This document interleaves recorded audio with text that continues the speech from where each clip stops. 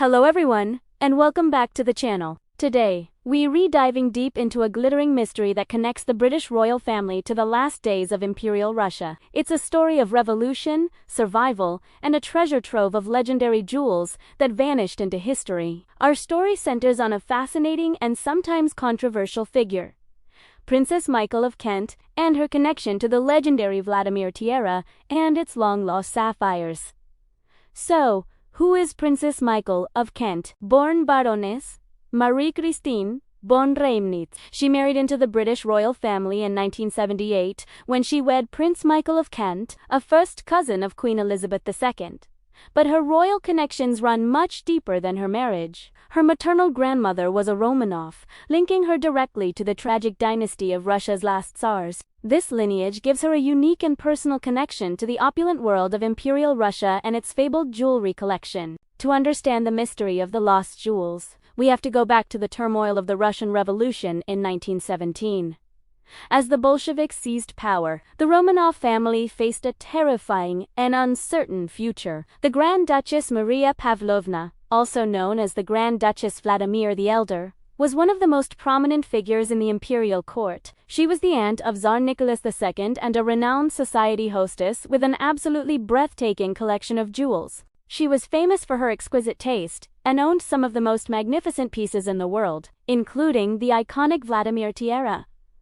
When the revolution erupted, the Grand Duchess knew she had to protect her family and her priceless treasures. Fearing that everything would be confiscated by the new regime, she made a daring plan. She couldn't get the jewels out of the country herself, so she entrusted them to a loyal friend, a British diplomat and aristocrat named Albert. In a move straight out of a spy movie, Stopford disguised himself as a worker, smuggled himself into the Vladimir Palace in St. Petersburg, and located the hidden jewels. He then dismantled the larger pieces, stuffing the diamonds, pearls, and other gems into simple bags, and smuggled them out of Russia, eventually getting them safely to London. The Grand Duchess Maria Pavlovna herself managed a dramatic escape from Russia in 1920. But sadly, she passed away just a few months later in France. Her legendary collection, now safe in London, was divided among her 4 children. Her only daughter, Princess Elena of Greece and Denmark, inherited the famous Vladimir tiara, along with a magnificent diamond and sapphire kukushnik,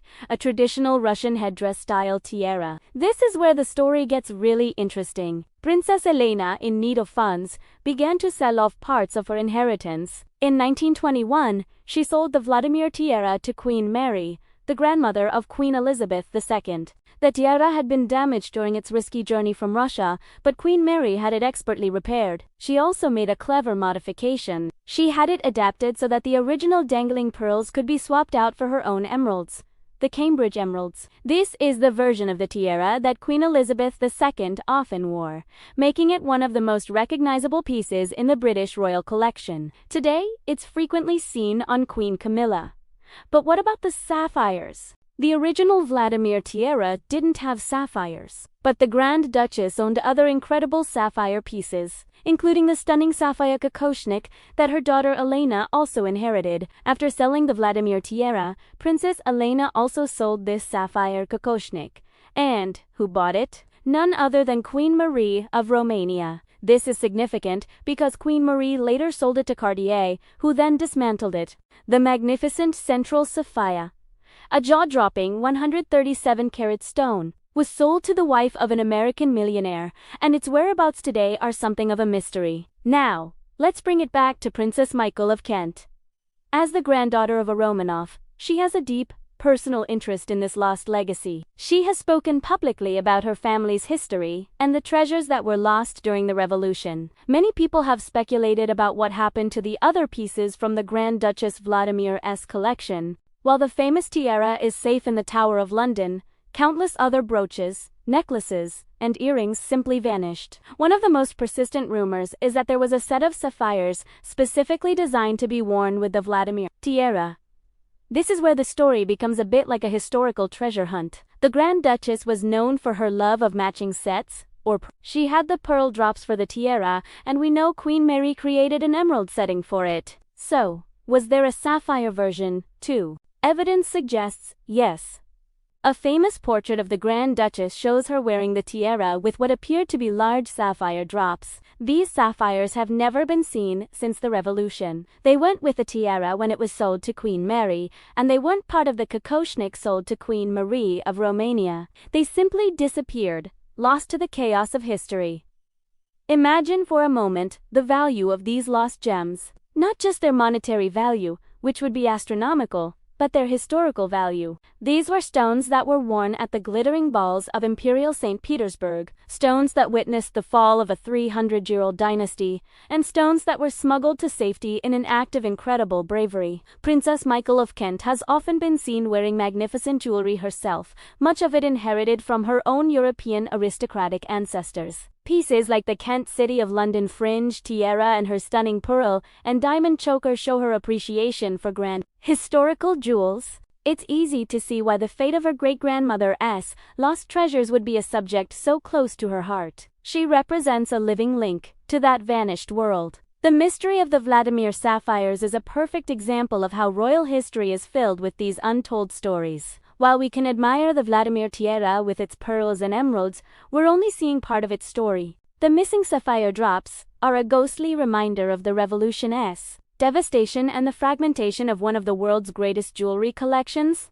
Could they still be out there? It's possible.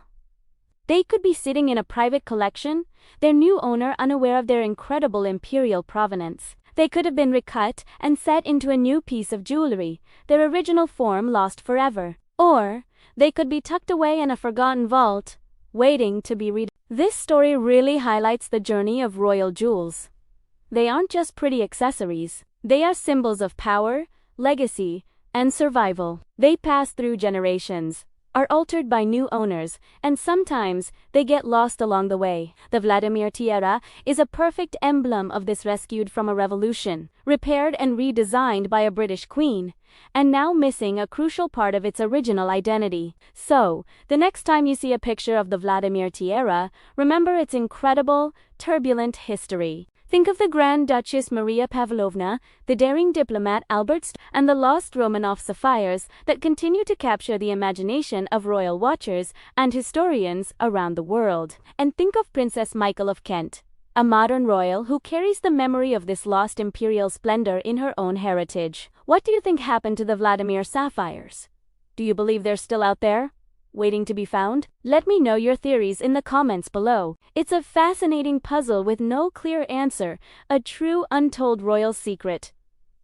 Thanks so much for watching today. If you enjoyed this journey into royal history and hidden treasures, please give this video a like and consider subscribing to the channel for more stories like this. We'll see you in the next one.